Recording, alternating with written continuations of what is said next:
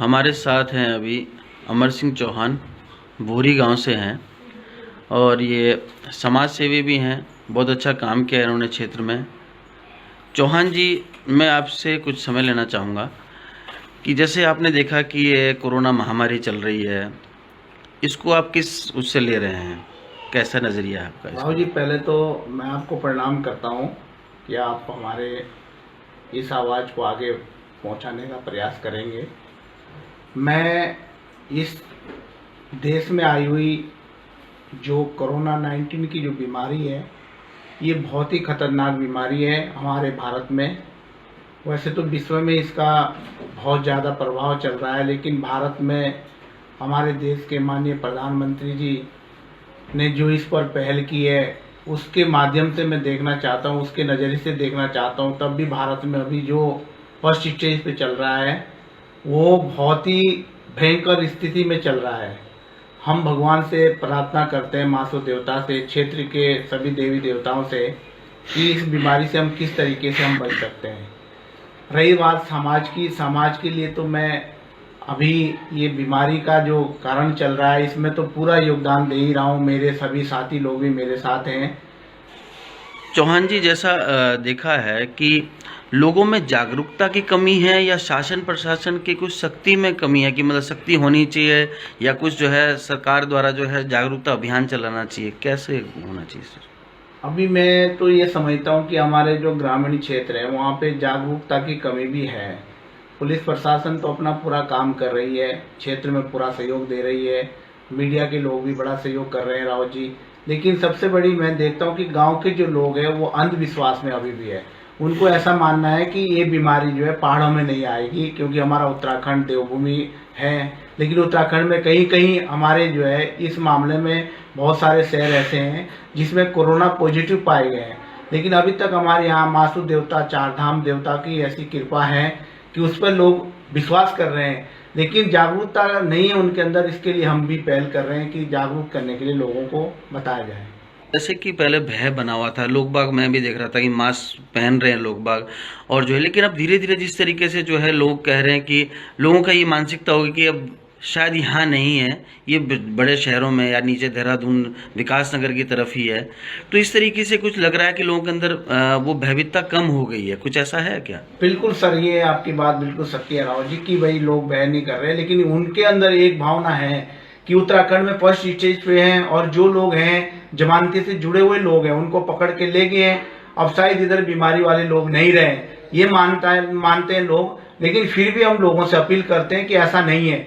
ये बीमारी का जो कारण है, ये 2-3 साल तक भी रह सकता है। आपको अपना डिस्टेंस का पालन करना चाहिए, आपको जो है मास्क पहनना चाहिए, और आप जब कहीं जाते हो तो किसी से मिलने की आवश्यकता नहीं है। अपने काम से गए और अपने जो भी खाने पीने की सामग्री तुरंत लेके अपने घर पहुंचो।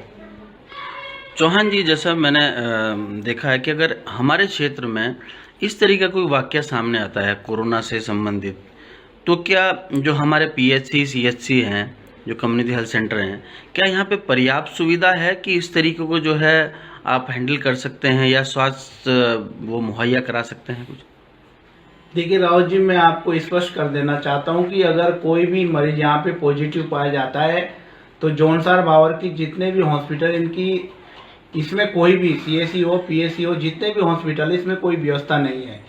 इस स्थिति में सीधे पेशेंट को जो है रेफर करना पड़ेगा, और अगर पॉजिटिव कोई भी इधर पाया जाता है तो उसकी गंभीर परिणाम निकलेंगे। तो मैं चाहता हूं कि सरकार को इस पे संज्ञान लेना चाहिए। अभी जितने भी जॉनसार बावर के जितने दोनों तीनों हॉस्पिटल है, हमारे चकोता है, तिवनी है, सैया है, इसमें ऐसी कोई व्यवस्था नहीं है।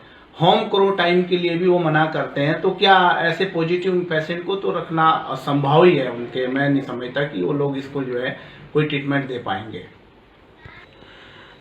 जैसे चौहान जी, ये देखा है कि जो हमारे कस्बे हैं, सैया हो गया, चकराता, त्यूनी वगैरह, जो हमारे क्षेत्र में जो कस्बे हैं, वहाँ पर जो ज़रूरत की दुकानें जो खुली हैं ज़रूरत के सामान के लिए, क्या वहाँ पे सोशल डिस्टेंस का पालन हो रहा है या वहाँ पे जो है कुछ सुरक्षा के इंतजाम हैं, सैनिटाइजेशन वगैरह के जैसे? देखिए सर, वहाँ पे जो सोशल डिस्टेंस का जो पालन है वो बिल्कुल नहीं हो रहा है, क्योंकि जितनी भी हमारे खाद्य सामग्री की जो दुकानें, चाहे डीलर से लेकर चाहे अपनी दुकानें जिसमें खाद्यान्न सामग्री मिल रही है उसमें लोग एकदम भीड़ कर देते हैं, और जो वहाँ के अस्थायी व्यापारी है जो उस दुकान को संचालन कर रहा है उनका एक दायित्व बनता है कि वो उनको समझाया जाए कि भाई नंबर वाइज आप जो है आएँ और आपको जो है सोशल डिस्टेंस का पालन करना है। लेकिन ऐसा कोई भी दुकानदार नहीं है, उसको केवल सामान बेचने से फुर्सत नहीं है, वो इस चीज़ को कुछ नहीं देख रहा है, क्योंकि सोशल डिस्टेंस का जो पालन, असली जो पालन है वो जो उनके जो गोले बने हुए हैं उस गोले के आधार पर जो कस्टमर जा रहा है उसको सामान दिया जाए। लेकिन ऐसा कहीं नहीं हो रहा है। सारे दुकानदार क्या करते हैं, जो दुकान में अंदर घुस जाएगा उसको तुरंत सामान पकड़ा दिया और जो है उसको बाहर करने की कोशिश भी नहीं करते हैं। तो इसलिए अफरा तफरी भीड़ बहुत हो रही है, और ये केवल प्राइवेट दुकानों में ही नहीं है, ये जो हमारे अन्यथा बैंक हैं, बैंकों में मैंने देखा है, बैंक में भी सोशल डिस्टेंस का कोई जौनसार में पालन नहीं किया जा रहा है। क्योंकि बैंक खुले तो हैं लेकिन उसमें काफी लाइनें लगी रहती है सुबह के टाइम। जैसे चौहान जी, अभी मैंने पीछे में रिकॉर्ड देख रहा था कि कालसी के अंदर जो है 33 लोग होम क्वारंटाइन है, वो लेबर क्लास लोग हैं। तो क्या उनका रोज जो है उनका चेकअप वगैरह कुछ हो रहा है, या किस तरीके से उनको देखा जा रहा है? कौन उनको होम क्वारंटाइन पे जो है उनको देख रहा है?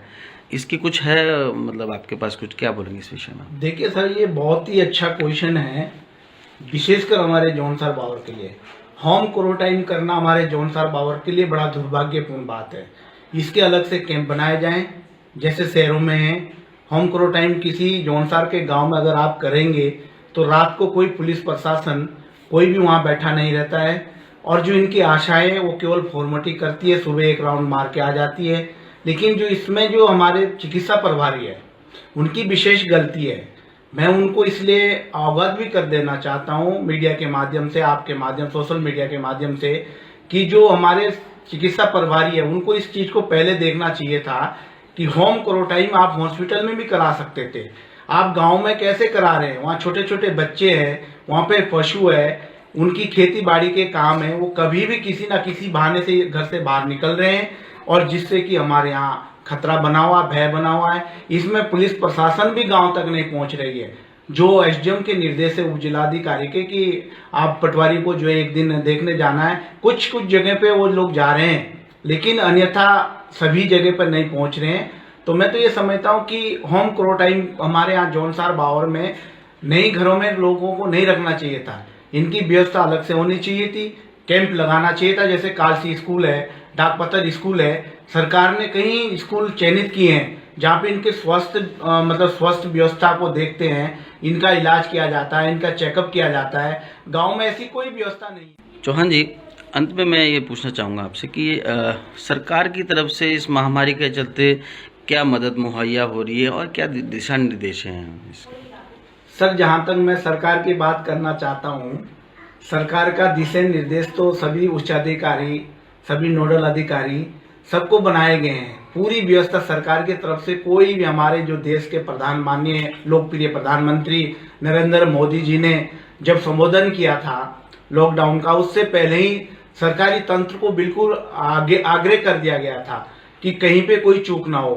सरकार की तरफ से आप खाद्यान्न सामग्री में मैं बात करूं तो टोटल सामग्री जो सरकार ने अभी लोगों को देने की बात कही है डीलर के माध्यम से, वो खाद्यान्न सभी गांव में पहुंच गया है और वो वितरण भी होने जा रहा है। कुछ जगह हो गया, एक आध जगह छूट गया होगा। शहरों में टोटल 3 माह का राशन सबको मिल गया है। जो हमारे सरकार की व्यवस्था है, मोदी किट के नाम से हम फ्री सेवा करेंगे और जो करते आ रहे हैं। आपने देखा होगा सैया क्षेत्र में लगभग हमने 400 किटें जो है मोदी किट बांट दी है लोगों को। वो ऐसे लोगों को दी है जो जरूरतमंद लोग हैं, और ऐसे लोग आवश्यकता वाले लोग बहुत सारे लोग हैं जिनके पति कई बाहर जो मजदूरी कर रहे हैं, वो घर नहीं है, और जिनके घर में केवल छोटे छोटे बच्चे हैं, वो अगर उनके घर में अनाज भी है तो पिसवाने के लिए नहीं ले जा सकते, उसको आटा नहीं बना सकते। तो इसलिए अभी उनकी व्यवस्था संगठन और जो सरकार कर रही है वो बहुत ही अच्छी व्यवस्था है, इसमें कोई शंका नहीं है। केवल इसमें जो चूक हो रही है वो या तो डीलर की तरफ से चूक हो रही है, डीलर उनको जो है सही बात नहीं बता रहा है। सरकार के जो दिशा निर्देश है, माननीय प्रधानमंत्री, हमारे देश के जो लोकप्रिय प्रधानमंत्री है, इनका पूरे विश्व में पूरे डंका। आप क्या संदेश देना चाहेंगे लोगों को, क्षेत्र के लोगों को? आप एक अच्छे समाज सेवी हैं, धार्मिक उसमें आप जो है अपना सहयोग देते हैं, घर उसमें जो है सहयोग देते हैं। आप क्या संदेश देना चाहेंगे आप क्षेत्र की जनता को? राव जी, मैं अपनी तरफ से ये संदेश देना चाहता हूँ क्षेत्र में कि जो हमारे देश के लोकप्रिय आदरणीय प्रधानमंत्री नरेंद्र मोदी जी हैं, उन्होंने जो भारत के लिए एक बहुत अच्छी पहल की है कि आप घर में रहिए, सुरक्षित रहिए, लॉकडाउन का पालन करना चाहिए। मैं लोगों को इसीलिए संदेश देना चाहता हूँ कि आप लॉकडाउन का पूरा पालन करें। आपको अगर कोई भी चीज़ की आवश्यकता है तो आप उस चीज़ के लिए केवल एक दिन जाकर आप एक हफ्ते के लिए अपनी चीज़ें उपलब्ध करा सकते हैं, सब्जी से लेकर, क्योंकि एक हफ्ते तक सब्जी भी खराब नहीं होती है। अगर आपके पास फ्रिज है, हर चीज़ व्यवस्था है, और ऐसी सब्जी लाए जो खराब होने लायक ना हो।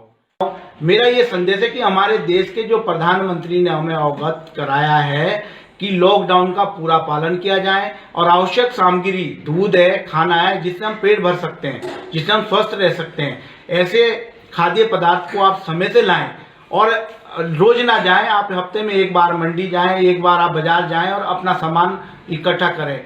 सोशल डिस्टेंस का पूरा पालन करेंगे, ये मेरा संदेश लोगों को जाएगा। फिर मैं एक संदेश और देना चाहता हूं। मैं अपने मंडल के माध्यम से, मैं मंडल अध्यक्ष भी हूं सैया में, और वर्तमान पे 4 साल लगातार पीटी अध्यक्ष सैया रहा हूं, और इससे पहले एसटी मोर्चा अनुसूचित जनजाति का जिलाध्यक्ष रहा हूं।